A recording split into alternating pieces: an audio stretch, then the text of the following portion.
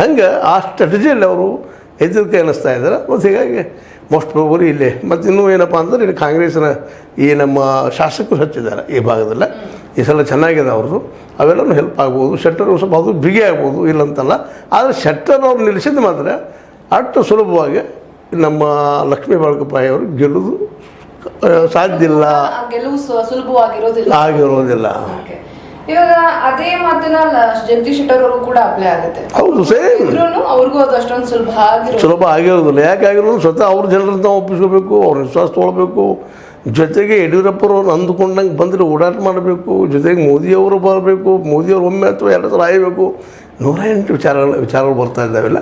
ಎಲ್ಲನೂ ಮಾಡ್ಕೊಂಡು ಬಂದರೆ ಸ್ವತಃ ತಾವು ಸಹಿತ ಈ ವಯಸ್ಸಿನಲ್ಲಿ, ಯಾಕೆ ವಯಸ್ಸಾಗಿದೆ ಅವ್ರಿಗೆ, ಕ್ಷೇತ್ರ ಭಾಳ ದೊಡ್ಡದಾಗ್ತದೆ. ಆ ಎಲ್ಲ ಕ್ಷೇತ್ರ ತುಂಬ ಅಡ್ಡಾಡುವಂಥ ಒಂದು ಸಾಹಸವನ್ನು ಮಾಡಬೇಕಾಗ್ತದೆ ರೀ. ಇವೆಲ್ಲ ದೃಷ್ಟಿಯಿಂದ ಅವು ಹೆಂಗಿದ್ದಾರೆ ನಮ್ಮ ನೋಡಲ್ಲ, ದಿನ 10 ಊರು ತಿರುಗುವಂಥ ಒಂದು ಶಕ್ತಿ ಅವ್ರನ್ನದ. ಅವರವರು ಇನ್ನೂ ಹೆಂಗಿದ್ದಾರೆ, ಇವರು ಒಂದು ಸ್ವಲ್ಪ ವಯಸ್ಸಾಗಿದ್ದರಿಂದಾಗೆ ಪ್ರತಿ ಒಂದು ಹಳ್ಳಿಗೂ ಅದು ಪ್ರತಿಯೊಂದು ಕ್ಷೇತ್ರಕ್ಕೂ ಎಷ್ಟು ಮಟ್ಟಿಗೆ ಹೋಗಬಲ್ಲರು. ಘರ್ ಅಂತ ಇವರು ಹೇಳ್ತಾ ಇದ್ದಾರೆ ಕಾಂಗ್ರೆಸ್ಸಿಗರು. ಇವ್ರು ಘರ್ ಬೇಡ, ಹೇಳಿ ತಿರುಗುವಂಥ ಒಂದು ಶಕ್ತಿ ಅವ್ರಿಗೆ ಬರ್ತದನ ಅಂತ. ಯಾಕಂದ್ರೆ ಏಜ್ ದೊಡ್ಡ ಫ್ಯಾಕ್ಟ್ರಿ ಆಗ್ತದೆ. ಇನ್ನೇನೋ ಒಳ್ಳೆಯತನ ಅದು ಇಲ್ಲಂತಲ್ಲ, ನಾವು ಈಸಮ್ ಬೇರೆ ಇರಲಿ, ಬಟ್ ಇದ್ದಿದ್ರಲ್ಲಿ ಕೆಲಸ ದೊಡ್ಡ ಆರೋಪಗಳಿಲ್ಲ, ಭ್ರಷ್ಟಾಚಾರದ ಆರೋಪಗಳಿಲ್ಲ. ಇದು ಒಂದು ಪ್ಲಸ್ ಪಾಯಿಂಟ್ ನಮ್ಮ ಇವರಿಗೆ, ಯಾರೋ ಶೆಟ್ಟರ್ ಅವರಿಗೆ.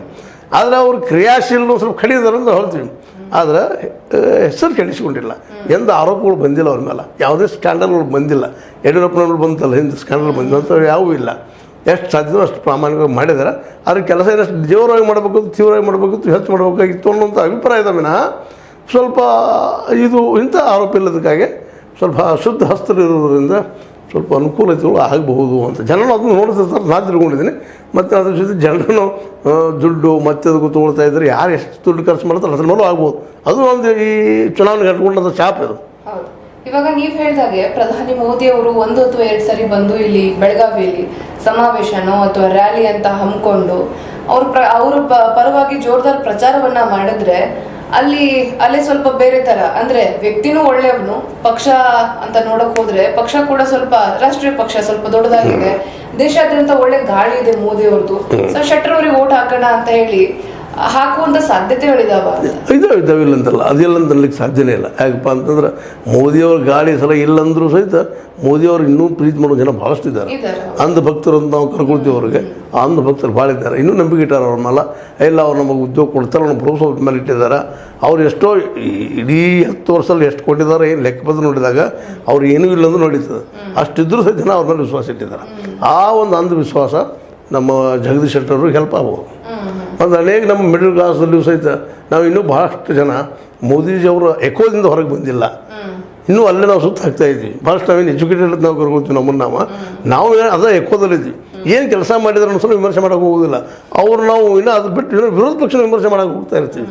ವಿರೋಧ ಪಕ್ಷ ಅವರು ಹಿಂದೆ ಭ್ರಷ್ಟಿದ್ರು ಹಾಗಿದ್ರು. ಮತ್ತು ಈಗ ಬಂತಲ್ರಿ SBI ದೊಡ್ಡ ಸ್ಕ್ಯಾಂಡಲ್ ಬಂತು ನಿಮ್ಮ ಮುಂದೆ, ಅದ್ರ ಬಗ್ಗೆ ಮಾತಾಡೋದು ಯಾರು ಮಾತಾಡ್ತಾ ಇಲ್ಲ, ಅದ್ರ ಬಗ್ಗೆ ಪ್ರಿಫರೆನ್ಸ್ ಕೊಡ್ತಾ ಇಲ್ಲ. ಇವತ್ತು ನೀವು ನೋಡ್ತಾ ಇದ್ದೀರಿ 100 ಕೋಟಿ ರೂಪಾಯಿ ಏನೋ ಇನ್ನೂ ಶುರುವೂ ಇಲ್ಲ ಮಾಫಿ ಸಾಕ್ಷಿ ಮೇಲೆ ಈಗ ಒಳಗೆ ಹೋಗಿದ್ದಾರೆ ಕೇಜ್ರಿವಾಲ್ರನ್ನ. ಈಗ ಸ್ವತಃ 52 ಕೋಟಿ ರೂಪಾಯಿ ಕೊಟ್ಟಿದ್ದು ಹೋಯ್ತು, ದಾಖಲೆ ಐತಿ ಅದು ಇದರಿಂದ ಈ ಪಕ್ಷಕ್ಕೆ. ಮತ್ತು ಅದನ್ನು ದುಡ್ಡು ಅವ್ರು ಶಾಂಕ್ಷನ್ ಮಾಡ್ಕೊಂಡಿದ್ದು ರೆಕಾರ್ಡ್ ಸಿಕ್ಕಿದಾವೆ. ಸಿಕ್ಕೋದ್ರೆ ತನಿಖೆ ಆಗ್ತಾ ಇಲ್ಲ, ಎನ್ಕ್ವೈರಿ ಆಗ್ತಾ ಇಲ್ಲ, ಮತ್ತು ಅದ್ರದ್ದು ಏನೂ ಡೆವಲಪ್ಮೆಂಟು ಇಲ್ಲ. ಸುಮ್ಮನೆ ಬೋರ್ಡ್ ಹಚ್ಚಿಬಿಟ್ಟಿದ್ದಾರೆ, ನೋಡಿ ಗಪ್ಪ ಆಗಿಬಿಡ್ತಾರೆ ಜನ. ಅಂದರೆ ಇದರ ಅರ್ಥ ಏನಪ್ಪ ಅಂದರೆ ಜನಕ್ಕೆ ಇನ್ನೂ ಇಷ್ಟ ಆದರೂ ಸಹಿತ ಅವ್ರ ಮೇಲೆ ಏನೋ ಒಂದು ವಿಶ್ವಾಸ. ಭ್ರಷ್ಟಾಚಾರ ನಡೆದ CAG ರಿಪೋರ್ಟ್ ಈ 3 ವರ್ಷದ ವರ್ಷ ಬಂದಿಲ್ಲ. CAG ರಿಪೋರ್ಟ್ ಅಂದ್ರೆ ಏನಪ್ಪ, ಈ ವರ್ಷ ಎಷ್ಟು ಖರ್ಚು ಹೋಯ್ತು, ಯಾವ ಡಿಪಾರ್ಟ್ಮೆಂಟ್ ಹೋಯ್ತು, ಎಷ್ಟಾಗ್ಯದ, ಆದರೆ ಎಷ್ಟು ಉಳಿತು, ಏನು ಭ್ರಷ್ಟಾಚಾರ ನಡೆದಿಲ್ಲ ಹೇಳೋಂಥ ರಿಪೋರ್ಟ್ ಅದು ವರ್ಷಕ್ಕೊಮ್ಮೆ ಹೇಳ್ತಿರ್ತಾರೆ.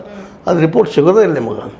ಇಷ್ಟಿದ್ರೂ ಸಹಿತ ಮೋದಿ ಅವರು ಶ್ರೇಷ್ಠ ಅನ್ನೋಂಥ ಸ್ಥಿತಿ ಇವತ್ತು. ಇದು ಇಫೆಕ್ಟ್ ಅವ್ರಿಗೆ ಆಗ್ತದೆ ಅಂತ ಜಗದೀಶ್ ಶೆಟ್ಟರ್ ಅವ್ರಿಗೆ ಆಗ್ಬೋದು ಅಂತ ನಮ್ಮ ಒಂಥರ. ಅಂದ್ರೆ ವೈಚಾರಿಕ ಚಿಂತನೆ ಮಾಡೋ ಶಕ್ತಿ ನಮ್ಮ ಯುವಕರಲ್ಲೂ ಕಡಿಮೆ ಆಗಿದೆ ಅಂತ. ಈಗ ನೋಡ್ರಿ ಸೈನಿಕರ ಬಗ್ಗೆ ಎಷ್ಟು ಹೇಳ್ತಿದ್ರು, 1 ರ್ಯಾಂಕ್ 1 ಪೆನ್ಷನ್ ಅಂತೇಳಿ.